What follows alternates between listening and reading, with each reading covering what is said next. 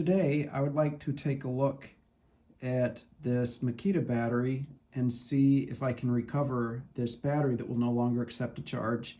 I plug it into the charger and it just does the beep, beep, beep. And it's got the famous 3 strikes you're out lockout condition where it will no longer accept a charge.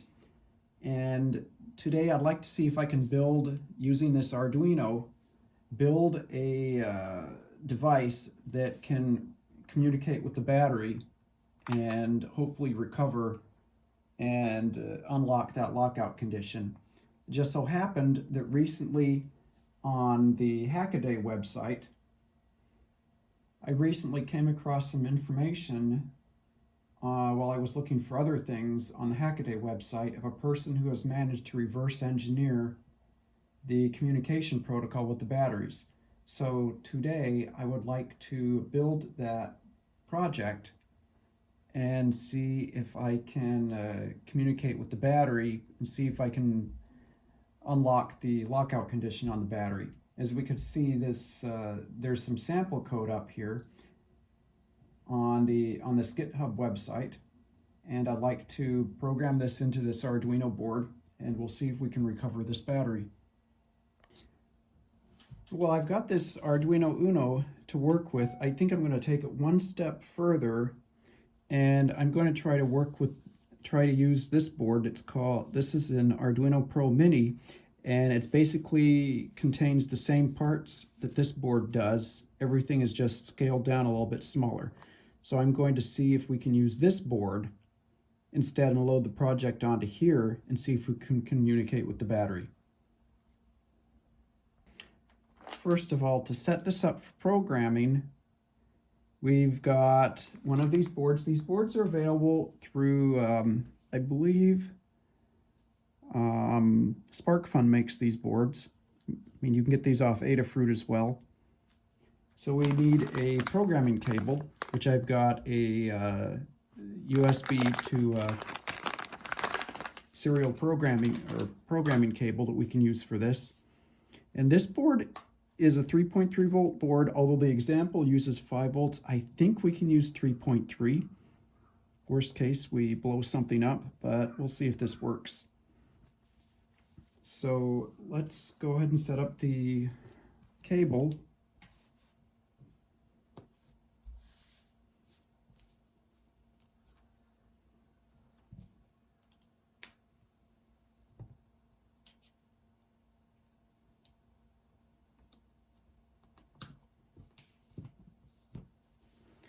And since this FTDI cable that I've got here, this outputs 5 volts on the power pin, which is beyond what the board would like. This board is a 3.3 volt board, so we're going to branch the 5 volt connection out here and plug it into the raw pin on here, which is designed to take 5 volts and convert it down to 3.3 volts for the board.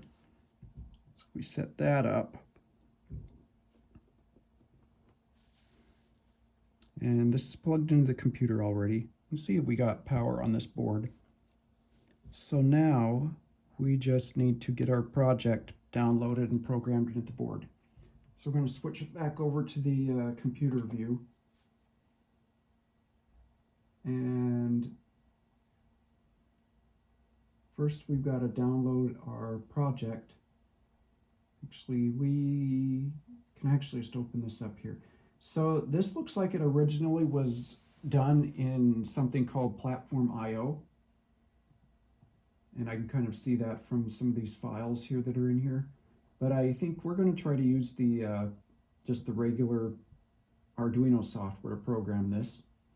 So I've got the regular Arduino software up, and we're just going to copy paste the code in. So if we look at the source files, we've got a main CPP file. And this looks like it's just this one file. So we'll just, let's see, how can I copy this? Copy raw file. Paste it in. We're going to select our board, Arduino Pro or Pro Mini.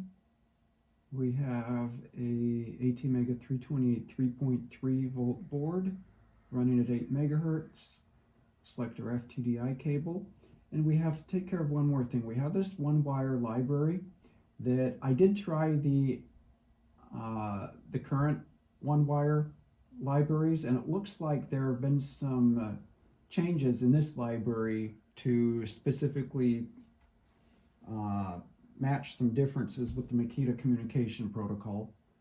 So we are going to download that library and add this library to our project. So in order to do this, let's download the code.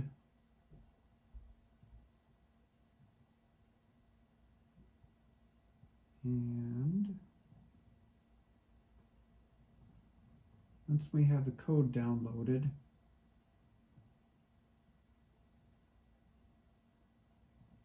open that up. And Arduino OBI, we have the lib, one wire, and this is my folder, Arduino library folder, and unfortunately I already have a one wire folder in here for something else, so I'm going to create a new folder and let's call it one wire 2.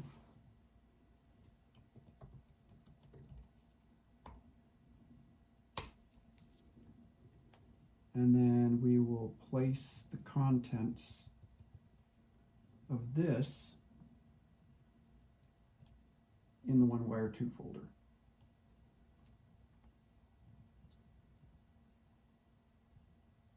Okay, and now we can try to build it. And so we're not going to save it yet. Okay, it built. So going back to our board, we connect our board up, and I'm going to have to hold this connector in while we program it. And we'll hit the program button.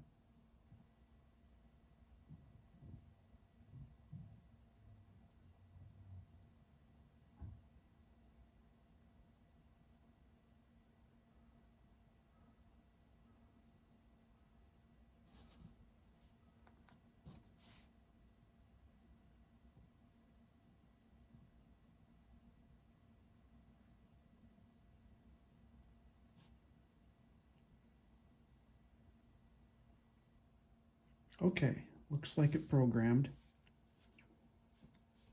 So now I'm not going to be able to hold this connector in while we're working with this, so I'm going to use some test clips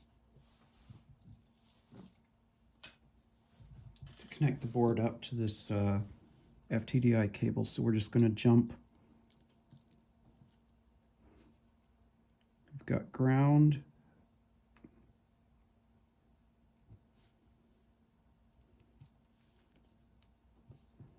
And ground is the second pin. And we're just going to jump TX and RX.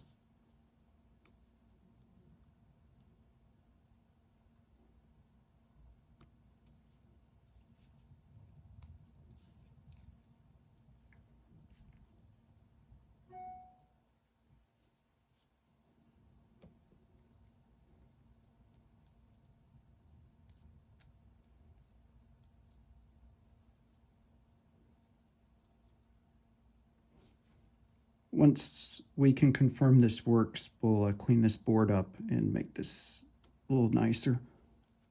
Okay, so we can see, I don't know if we're going to see anything on the serial monitor.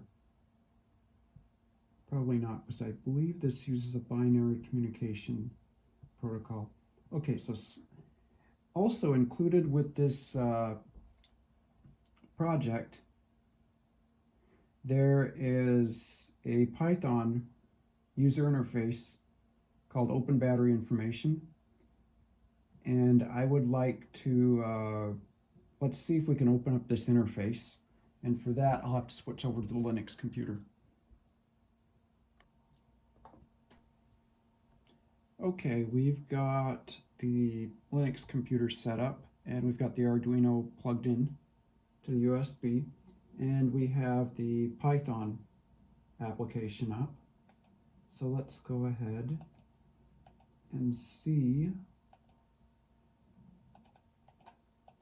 if we can connect.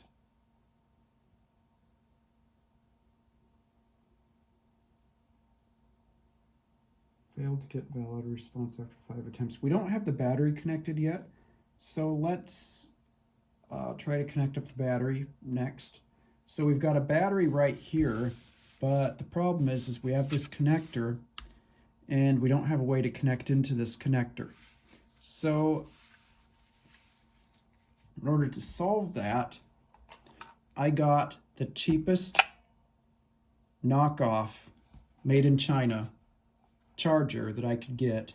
So I'm going to see if I can extract the connector from this charger, then we will have a way to connect up to the battery. So to dismantle this, I had to actually go out and find a special star drive screwdriver to be able to unscrew these screws. So let's dismantle this and see if we can pull the connector out.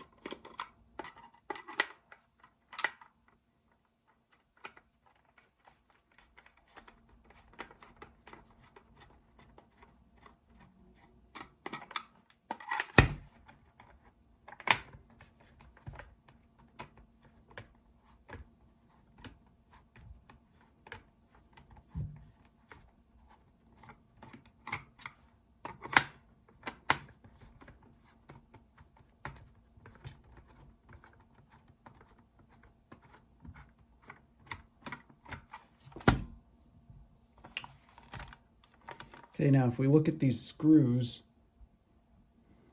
you'll notice it's a star drive, but it has a dimple in the middle. So this screwdriver here has a notch in the middle to accommodate these screws. So anyway, opening this up, so we've got the connector. It looks like there's a connector on here, so this is nice. We don't have to cut any wires. So we're going to remove the battery power cable, and then we've got this communication cable here. And one thing to note, so this was a very cheap made in China charger. I did try it and it looks like it will charge the batteries, but the official Makita charger has a fan in it to cool the battery off as it charges. This obviously does not have a fan. So I honestly would not use this. It was just the cheapest and easiest way to get a hold of this connector. So now that we have that off, now we have access to a connector to connect the battery up. Okay, now pulling up the information from the author's website, and I do want to make sure we give credit to this guy for reverse engineering this, and the credit for all this goes to him. I'm just attempting to make a video here of creating this device. This is Martin Jansson, I think. I hope I pronounced that right. So anyway, we've got the schematic up on the screen here, and it looks like we need two connections to the battery. There's an enable connection and a one-wire connection. So if we look at that, so we've got the connector here, we've got, looks like VBAT plus, we have another pin which isn't labeled on the schematic, then we have 8 pins on this yellow connector, and then we have the negative terminal. So we would like to match up on this connector. See, 1, 2, 3, 4, 5, 6. We have 7 pins? Or 8 pins. 1, 2, 3. Actually, no, we have 7 pins. So it looks like the second pin down from the top. So if the battery plugs on, so we get the orientation correct, the battery will plug in like this. So the second pin down is this wire. So we put one connection here, and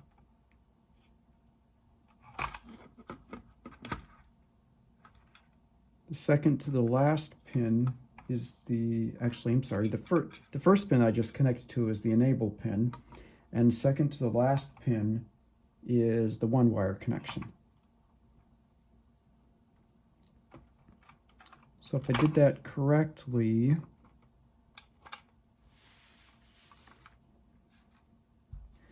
then we need one more connection for the ground, for the negative of the battery, which would be the black pin. And we've got some jumper leads. This is going to get messy rather quickly. So our top pin is yellow. Yellow is our enable. So you have yellow going on enable, but we also need, if we look at the schematic, we need pull-up resistors. So let me fetch those pull-up resistors. Now we'll be right back. Okay, I have got the pull-up resistors, and things are getting a little bit messy. So I'm going to use a small portion of a breadboard here to kind of help out with the mess. So there's some other projects on this breadboard, we can just ignore them. So we've got our enable, one wire, and we need one more wire for ground.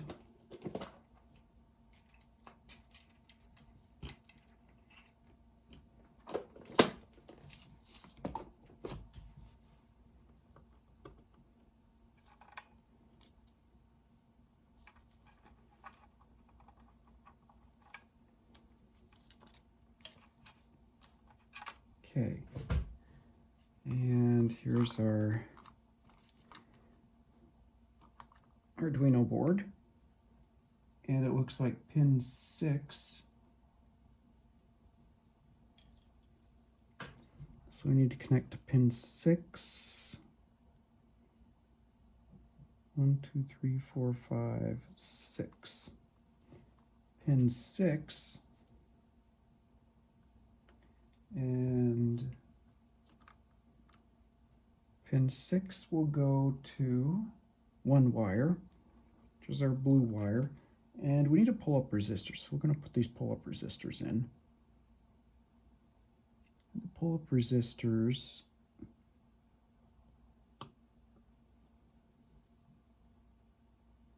these are 4.7 k ohm pull-up resistors. So pin 6 is one wire was our blue wire. And enable is our yellow wire. And enable goes on pin 8 on the Arduino. And then we need to connect our positive wire. So we have one more wire to connect up to the Arduino. Let's see, we need to connect the ground also.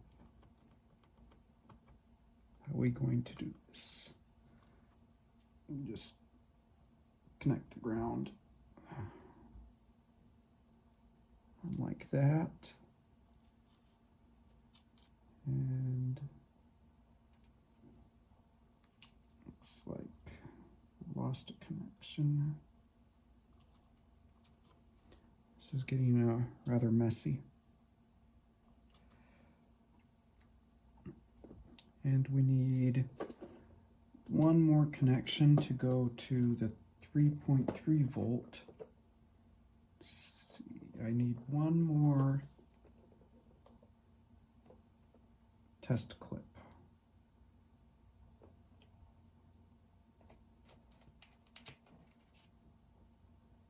I need to somehow connect to this 3 volt pin on the Arduino.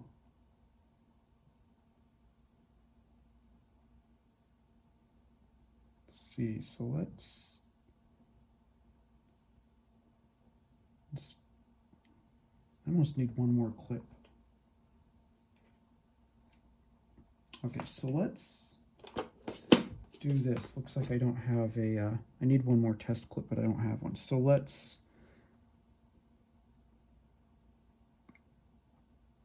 just set it in there. Hopefully that makes connection. And we'll plug the battery in. Hopefully nothing explodes. Okay, going back to our Python application. Okay, we've got our Python application loaded. We've got the Arduino plugged in. It is connected up to the battery through this wire mesh, which we will clean up later. We're going to choose module selection, Makita LXT, select interface, Arduino OBI, refresh port list, select port, TTY USB 0, connect. You can see at the bottom we're connected. Let's read the battery model. This model only supports diagnostics. So I guess I have an older battery, but we'll see what information we can get from it. Yep, charge count 12, state locked, status code 47. So read battery data.